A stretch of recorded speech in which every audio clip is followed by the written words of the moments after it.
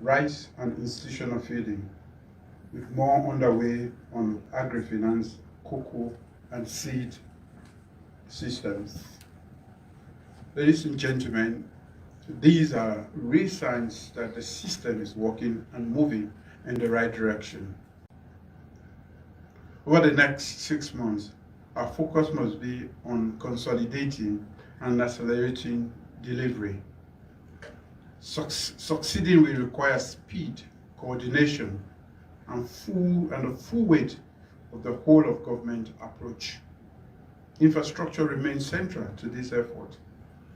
The rice cluster in Tomabong, Bondapi, and associated investments in irrigation will serve as a bedrock to Feed Salone agenda. The special agro-processing zone in Cambia and feeder roads, bridges or maize, once completed, we lock in production gains and ensure continuity. This is how momentum is sustained and how we make change permanent. These major investments also break grounds and show impact. The $105 million livestock and livelihood development project will be the first of several.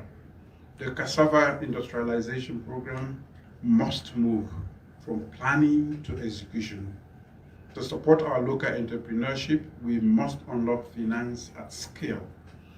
The 50 million from OPEC fund must be operationalized without delay under a dedicated agricultural fund. Agriculture insurance must expand beyond pilot projects and reach farmers nationwide. Technology must also drive the next phase.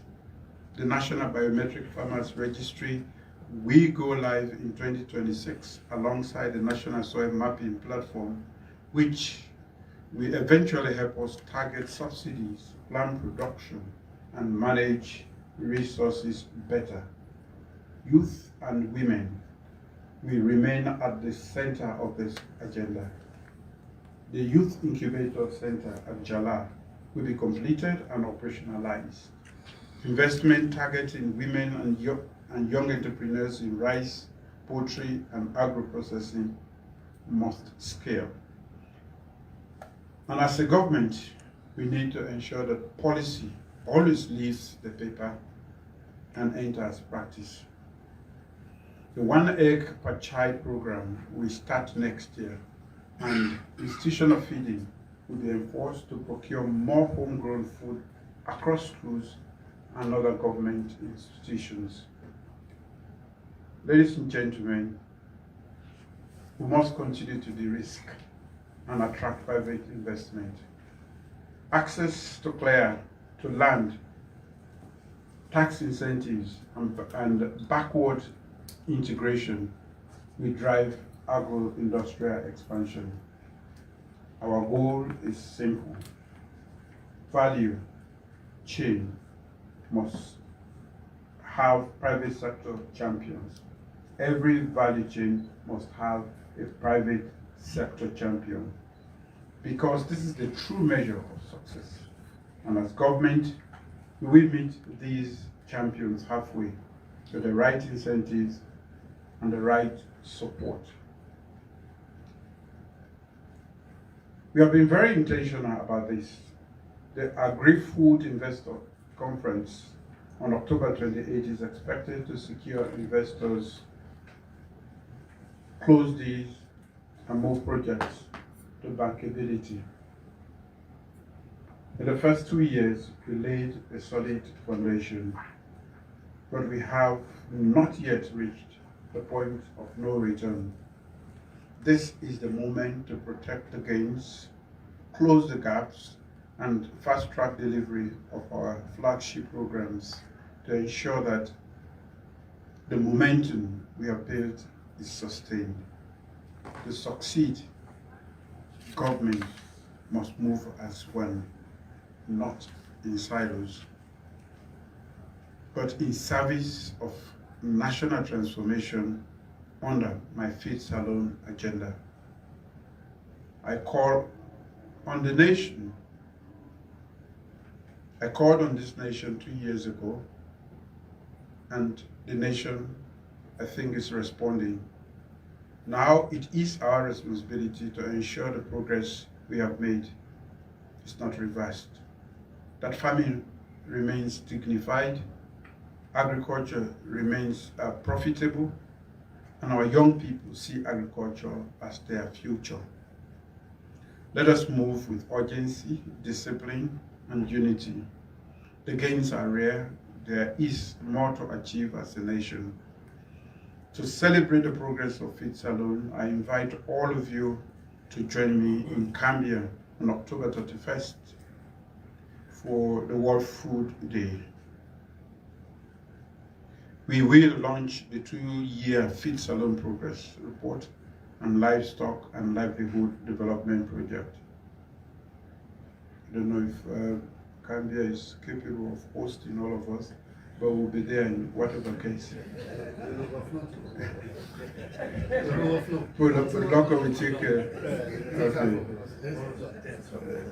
For me, that will be a moment to reflect, to showcase impact, and to review our shared commitment to this national transformation. Thank you very much. I hand them over to you again.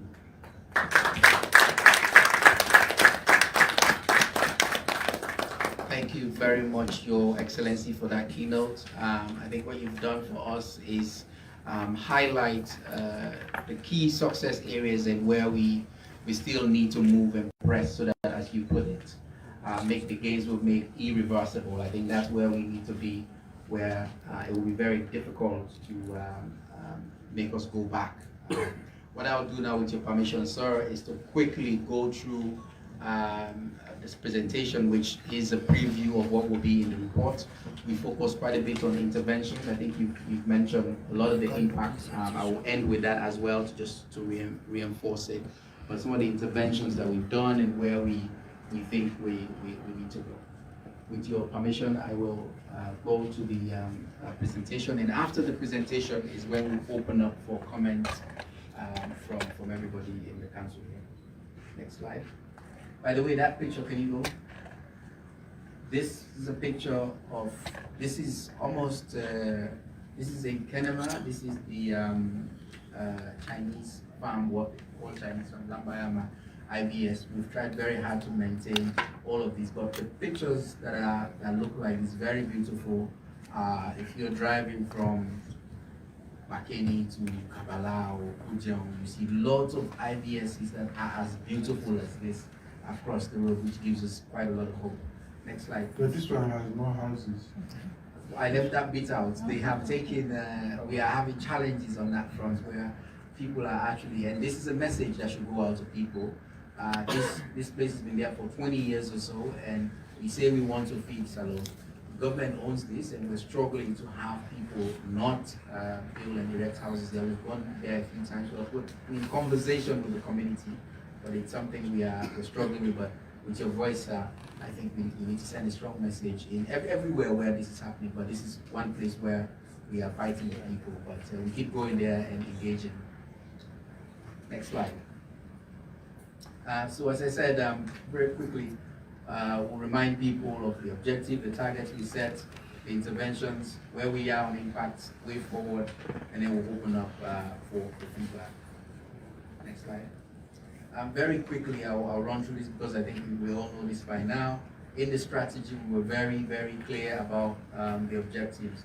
Import substitution, meaning all the basic staples that we can eat, we wanted to be able to produce them here. The reason for that is, yes, we can get all the wealth in the world, but if for some reason someday, and we've seen this, even when we want to buy, they say you cannot buy because we're not going to sell to you, then we're vulnerable and we're not really truly independent if we can't do that. So for that reason, and for the economic ramifications of making sure we keep our forex, in addition to when we boost our exports, that it becomes a macroeconomic stabilization tool. We boost exports, we get forex, it strengthens our currency, our economy grows. That was objective number 2. Job creation for income, and income generation for women and youth another key objective. Hunger and malnutrition is something we've been struggling with, and climate resilience, where agriculture is not contributing to climate change but also building resilience in our food system. Those were broadly the 5 objectives that we set ourselves in the strategy. Didn't want to do everything, but everything that really created jobs, supported economic growth, and also was sustainable and was what was in the strategy. Next slide. And in across those objectives, we had specific goals, and His Excellencies reported against some of those. And what we've aimed to do is to report against each of these specific indicators. For import substitution, for example, we had rice, we had onion, we had poultry, we had targets that we wanted to reduce importation by annually 10%. We wanted to increase yield, wanted to increase production, and we're seeing that, and we'll see some numbers on those already. Exports, we targeted cocoa, cashew, and coffee, and we have numbers on that, and the targets were there. That by the time the strategy is finished, we've increased our export by at least 50%, doing 10% annually. Job creation, the government as a whole has a big target for 500,000 jobs for young people. We see agriculture as a key place where some of these jobs can come from, and there's a target for that. Food insecurity, some of the BFP data has been mentioned here already by His Excellency, but that's also another area. Chronic hunger and malnutrition, also other key targets that we set ourselves. Next slide.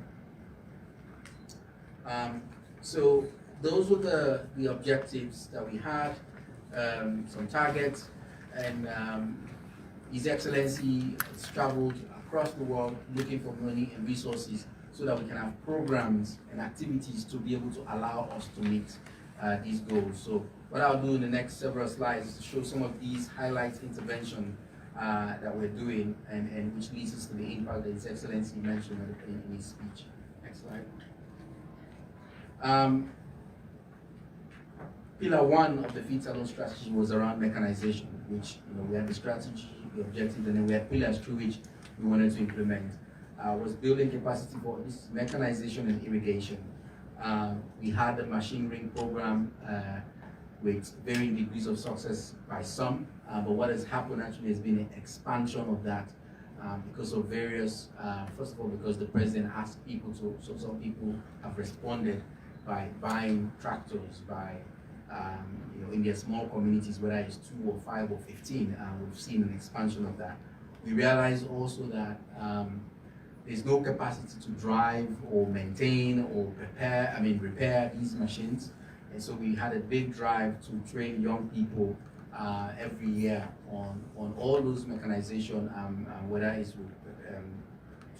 to operate, to maintain, to repair, whether it's tractors, harvesters, all of there's been a lot of investment in intentional move to be able to do that. Milling is a major problem for us. We're very much at the moment smallholder focused, and to help reduce post-harvest loss is to make sure we support rice mills. We have across this country 10 Sakata rice mills. These are 6 metric tons per hour rice mills. That's about 650 kg bags per hour when milled across this country distributed. That's in addition to several other 2 metric tons, maybe 2 metric tons per hour rice mill distributed across the country that farmers are setting up to allow them to aggregate and bring, so that we reduce this back-breaking effort of pounding our rice. Combined harvesters being distributed, we're distributing more this year, 30 more combined harvesters will go across. As we've been doing this, people complain that storage is a major issue. So we build grain storage 23 across the country, targeting where we have inland valley swamp opportunities across the country. Next slide. Irrigation infrastructure. Here, what we have, obviously, every time I go to the radio, they will ask me about Tomobone, but there is where we're doing a big push for our irrigation. There, 5,000 hectares is where we're targeting, another 800 in Bundapi, and there are other projects in the pipeline that will look at Cambia. The Chinese are looking at Cambia for irrigation work there as well. The 5,000 in Tomobone we're very confident by June 2026 we should be able to have 1,000 of that completed, where we're doing rice there. That's the push with the partners and the contractor that we're doing, but that's the push on irrigation. Again, the model there was where we're doing this is places where we have 50,000 hectare contiguous land. Government wanted to do 5,000 or so as a model. We use that as equity and join the private sector to come and work with us. So we're still on that drive to move that, and that's the goal that we want to accomplish, to show that we can do this and drive that. Next slide. Pillar 2, which is seeds and input system. There we've made quite a lot of gains. For the past 3 years now, we have not been importing seeds into this country, and we have not had bad results. In fact, the last year or so, the first year I came, people were like, oh, my seeds didn't germinate. What did we do? We said, for government and government projects, every seed that went out, it had to be cleaned so that we increase the rate of germination, reduce how much weed will come. Because when you harvest rice and bag and keep and store, and you put it in the field next year without cleaning, all the spores for weeds are there, and then it will. So this year, when we've instituted that, we saw that we had good, that alone will increase yield for farmers. Another big thing we've done in the past year and a half is to build, and His Excellency will commission this on Friday or Thursday. This is Leska's seeds laboratory, modern state-of-the-art facility where every seed that goes out we can track, we can test, and know the varieties that are out there, at least that come through government. It's a good facility, and that's what we've done. His Excellency mentioned the varieties that have been released, varieties that were registering for cassava, maize, and rice. And we had very early on when we started, brought the foremost experts in the seed system in Africa for rice, cassava, and seed, and they developed for us a very good plan that we're executing against and raising money. Both Larry, Sleska, they're using that, going out there, breeding and raising money to make sure our seed system, which is really a foundation for driving this, goal. Next slide. Institutional feeding. This is one of those that we did as government because we wanted to demonstrate that this can be done. We have a scenario where we have boarding schools or the military. Over the weekend, I was with the Chief of Defense Staff, who was telling us that the military alone gets $6 million a year on rice. We know the police more, and that together $52 million. We passed a policy that at least 20% every year reduction. What we did was we wanted to be very intentional about making sure we effect that. So, working with the BFP, SLPMC, we gave monies for farmers to be organized because we have mills across this country. Rice is bought, milled, bagged, and supplied to the BFP or SLPMC. Today, if you go, I think this is the PC store, but if you go to Cambia, we have, as I speak, 10,000 bags of rice in Cambia, one of the stores, and we're trying to establish also a food reserve that will allow us to stabilize price and push to the system when needed. We wanted to demonstrate that we can do this so that as governments, this can be something we pick up and scale. And that's ongoing for institutional feeding. The numbers for the BFP, His Excellency has already mentioned. 90% is importation of rice is what they used to do. Because of our intervention, that's come down to 60%. The goal is it will be less than half this year, and then by 2020 it's zero. That's the drive. They're the biggest school feeding entity that we have, and we've managed to convince them, not only rice, by the way, other things that they bring as well. I think those are the most important things. We work through schools, also for institutional feeding, boarding schools, have them in schools, produce 800 hectares of rice, and we've been going out, harvesting that rice, bagging, giving it to them, telling them, first of all, as young people, this is your homegrown rice. Get used to this taste, because we're having a problem with that also.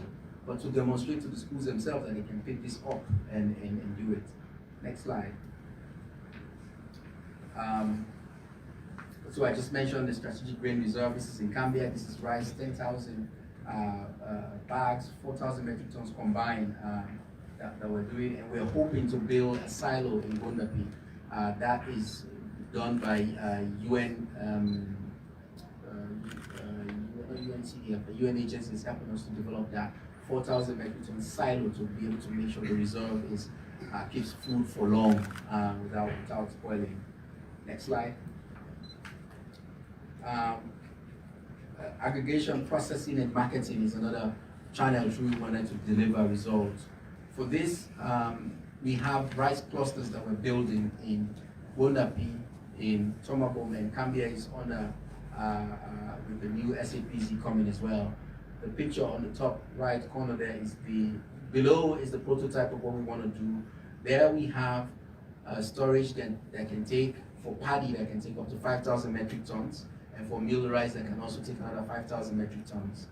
And we have 4 integrated rice mills that can polish, bag, and process rice to look like what's being imported. I was just there over the weekend. That's the state in Bondapi. It's similar state in Tomabom as well. And that will really be a game changer and allow for a lasting impact in these areas. When you do that, farmers get motivated. I've seen farmers grow 4 hectares, and then the next year, because they don't have storage, go down to 1 because they don't know where to put it. But now we will provide storage for them. We will mill and bag. And the question that people normally ask, where's the rice? We will begin to answer that as we go across the country. Next slide. Connectivity to market. Again, we have 420 kilometers of feeder road across the country, 8 districts across the country under construction right now. His Excellency launched the Matru Bridge. The Jendema one is ready. The one in Manoa is almost complete. Tompari in January. So these are all things that we're doing to be able to link farmers to market, and many more infrastructure initiatives that we're doing to support Feed Salone. Next slide. Again, on the aggregation, processing, and market, this is Capital Food. His Excellency went to Capital Foods and commissioned that, I think, some 2-3 years ago. I have been there now 3 times, and Your Excellency, there is progress there. They're expanding every day. They now got new machines to even produce from, I think they used to do cocoa liquor, but now they can process to the next level and produce finer powder. And the scale is much bigger, and we're seeing that they're getting more cocoa. They're struggling because I think the exporters are getting more money for the produce. They're struggling with them, but they are doing their bits to make sure it comes here, and they're demonstrating to farmers that jobs can be linked to this, and they're here to stay. But that's ongoing. These are real products that we have. And House of Beans is another example of where we're seeing big success, where this is our cocoa, big produce, and coffee put in those sachets that you can put in your coffee machine, and that I've seen examples of good things happening across. Next slide. We mentioned this is access to finance, which for private sector is a big deal, is what they've been asking for. Every year, the bank governor has now put this $10 million credit facility, 90% uptake, and people are beginning to pay even. But we have real impact from them. The first ever commercialized poultry feed mill was because of the loan facility. Young people buying 15 tractors, harvesters across the country to start. This is in Bombali, in Tonkolili. People are taking money, bringing fertilizer inputs in to be able to support the program. Many new companies are starting because they have starting or expanding because we established the credit facility. Next slide. The first ever weather index insurance we launched with Activia with support from UNCDF. We're piloting, this is a pilot stage, but 1,000 farmers bought premium, and they are now covered for both drought and flooding. It will cover rice and maize, and this is a pilot program that I'm hoping we can bring to cabinet once we learn a bit more for government to take up, because we think it's one of those fundamental things that we can have and leave as a legacy as a result of this Feed Salone program. Next slide. Inland Valley Swamp, I mentioned this year we launched a government resources program to actually have paramount chiefs in their chiefdoms. We supported a minimum 5 hectares to do Inland Valley Swamp. And when you drive across, I was just out and you can see the evidence of some of these things. They look very beautiful, and we did together we've done 6,500 hectares rehabilitated. This is good for us because it's also a trigger for EU budget support. Minister of Finance, we're with you. And you supported us in this exercise, and that went out quickly and early to farmers. Next slide. We've talked about this. Last year we presented the soils mapping. That was on paper format. His Excellency said, why have it on paper? Why not have a digital part of this? This year we have that live. You can scan that. The website is also there, and it can take you. You can look at soils properties by, I think the smallest unit. You can go up to chiefdom level and see soil properties. We need to improve on that to make it even finer but at least investors come in to try to look at what our soil properties are and glean some information around that. This is under ag tech and smart agriculture. We are in the process we're building software for this national farmer ID that will be linked to whatever support they get, and this will be unique and all of that. It's been a while, but this is also we've landed, and the ID hopefully 2026 that will be completed and we'll launch that. Next slide.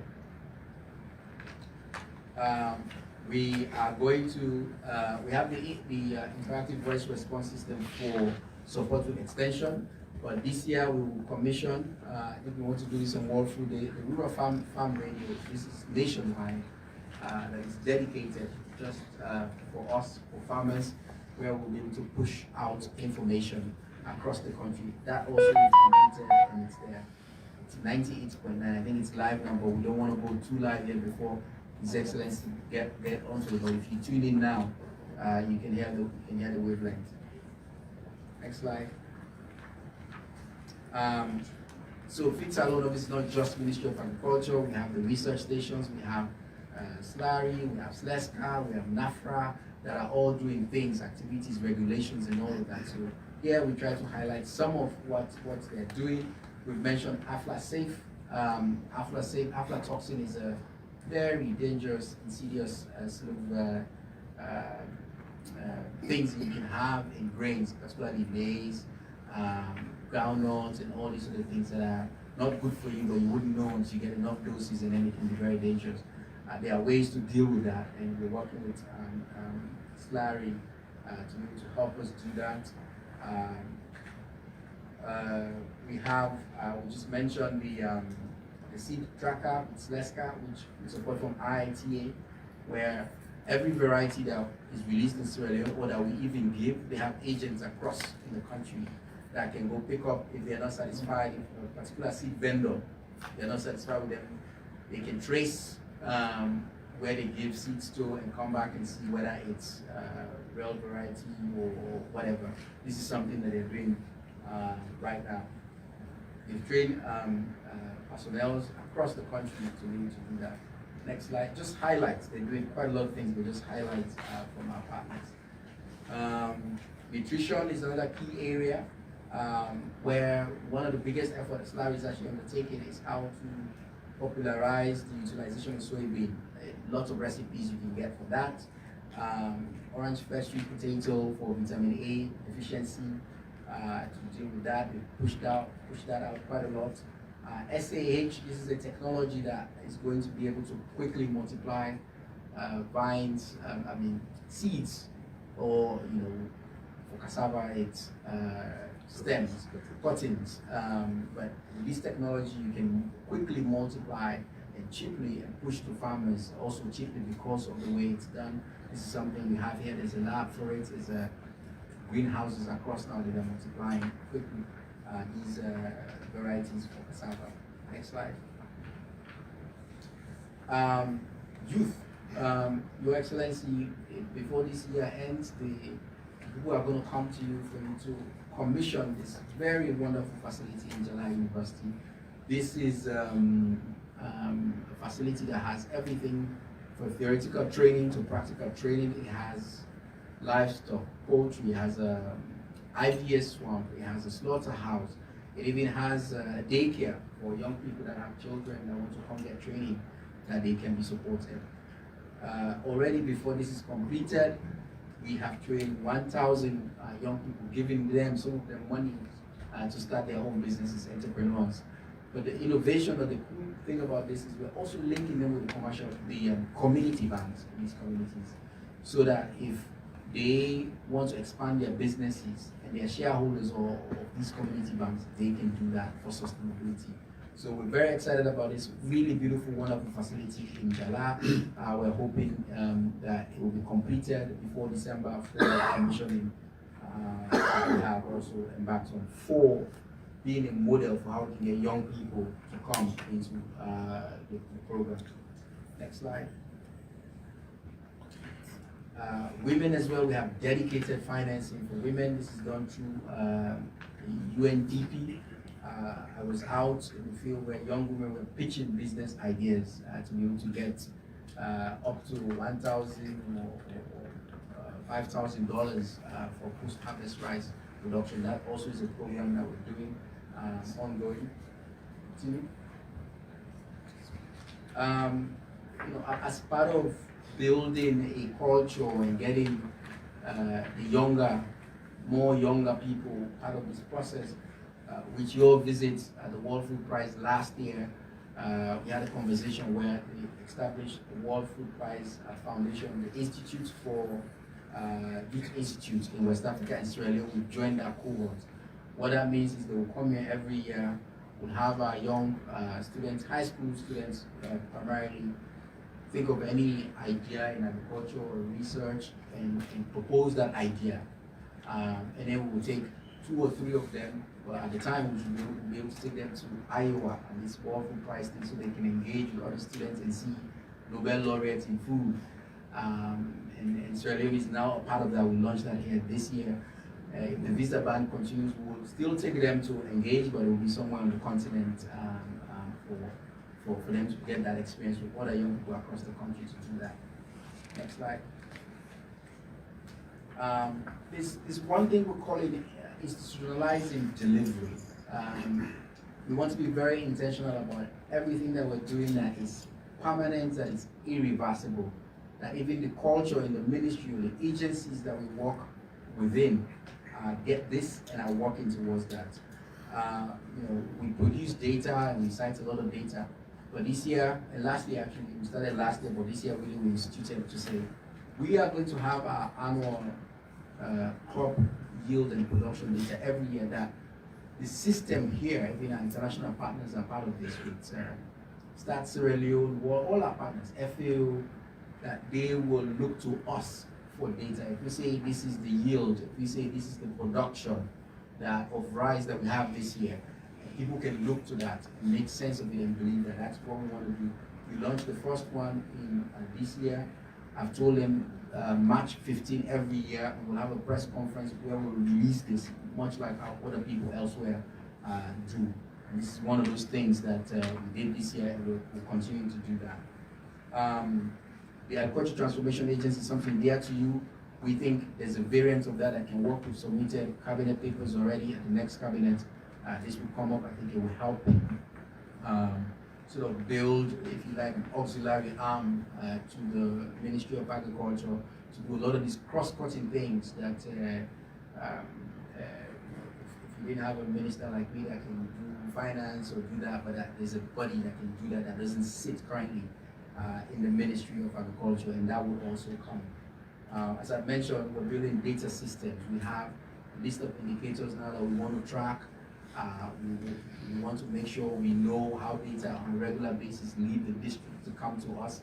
These are all things we want to put into the ministry to drive to ensure that even as we're making gains, how we work, where we work, we're institutionalizing the progress, and people are buying it because we know we're not here forever, but we want other people that come to drive this as well.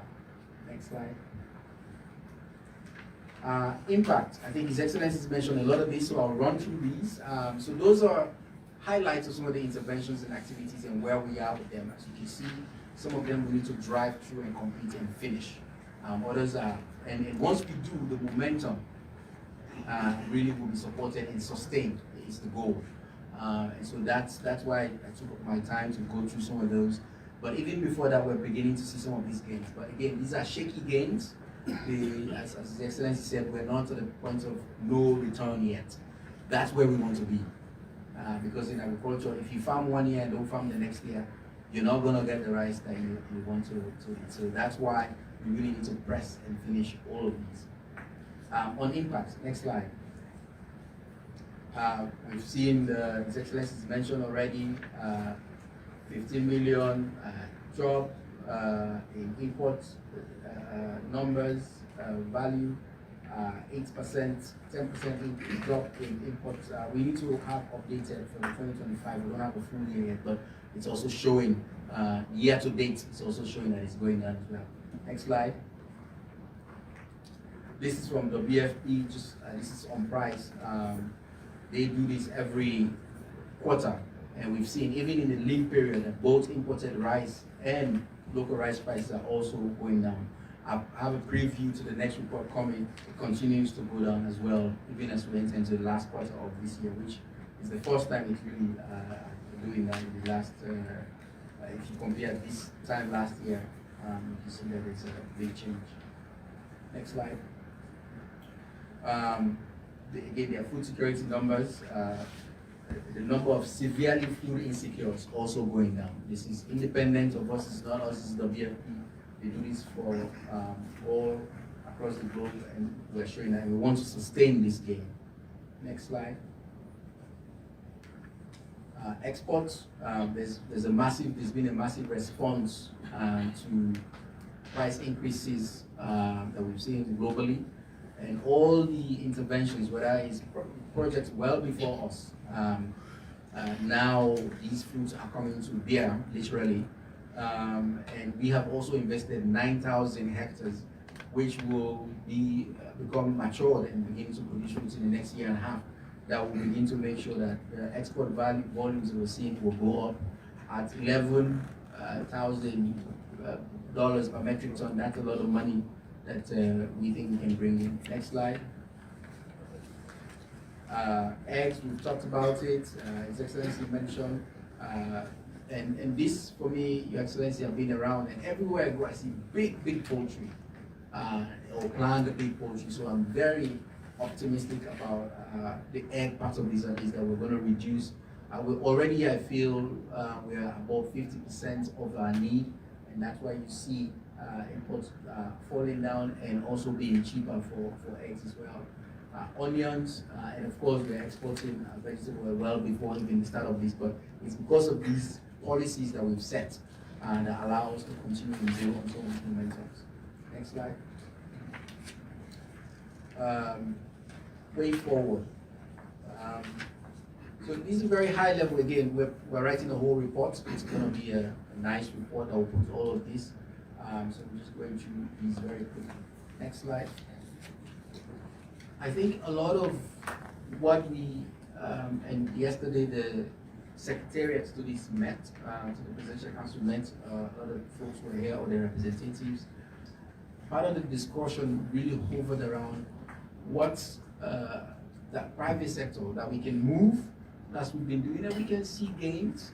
But if we really want to have this irreversible change, if we want to make sure things are sustainable, that we have to push on private sector to come in, that we can choose 1 or 2 or 3 value chains and find champions for those value chains, and be very deliberate as a government on how we can. We take rice, how are we going to have that one person, like the PC and Sons equivalent for rice? We take maize, we take poultry, right? And how we support them. We feel it's a pivot that is needed even as we continue these other things, because if we do that, the burden on government, all we have to do is the policies and enabling environment. But as long as there's profits to be made, that we can really sustain this game and make them irreversible. I think it's the biggest takeaway for pivot for us going forward. So the private sector, the policies around that, and then cooperatives, because we don't want to have one person that holds us hostage. We want them to depend on smallholder farmers. So a system where you have an anchor farmer that we've created in a way, and then build cooperatives with farmers around them, and then that can really drive the whole thing, so that we're also reducing poverty and income for farmers in that. I think for us, that's really way forward, how we pivot after 2 years into this, what we do, and we're working very hard to be able to do just that. Through the financing policy and some of the funds that we have in what we put in the budget for us for next year. Next slide. I think these are all, so basically again, to scale up, to run, to complete these infrastructure projects that we have is paramount to be able to sustain that. I think that's what we're trying to communicate here. To make sure we have this livestock project come and start so that we can maintain and continue that. We don't have a solid program in livestock, so this one is, once this starts, it's another angle that we have. A cassava process project, 45 million, that is approved. Thanks Minister of Finance for our collective efforts on that. That will industrialize cassava. That will also lend another dimension to what we're doing, and pushing, as I said, on the irrigation work that is being done. Completing the SAPZ and the clusters in Cambia, Tomabom and Bonapy, those all will add value for us moving this and sustaining momentum. Next slide.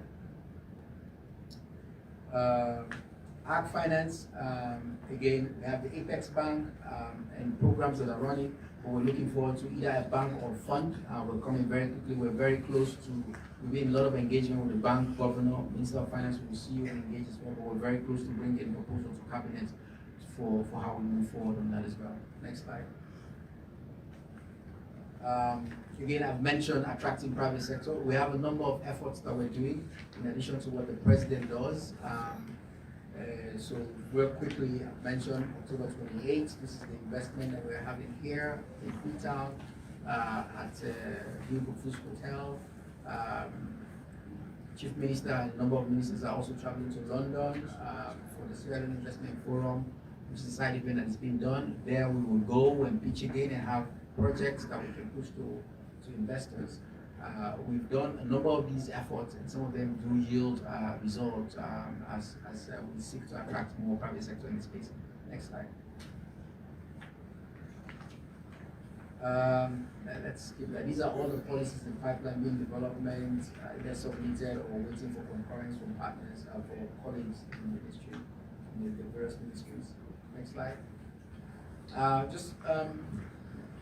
We like to go back to this because people will say, His Excellency, what pledges, how much you need to do in the review, how much of that money is really here? Well, the answer is we've done quite a lot in less than 14 months. When 800 million was pledged, we have 280 million that are live projects or signed or approved by board that will come into fruition and be activities on the ground. And that's what we're doing. And I think that's huge, knowing, at least for me, going in initially, not knowing what it takes to transform these things. We've done quite a lot. That's close to 30% conversion rate. It's a good return for our efforts and His Excellency's effort that he's been making. Next slide. I think we'll end there. I know it's long, but it is our second year report. I'll pass it over, Your Excellency. I don't know if you have any comments, questions at this stage. You can come in later, but also before the rest of the members, Councilor John. I'm coming later.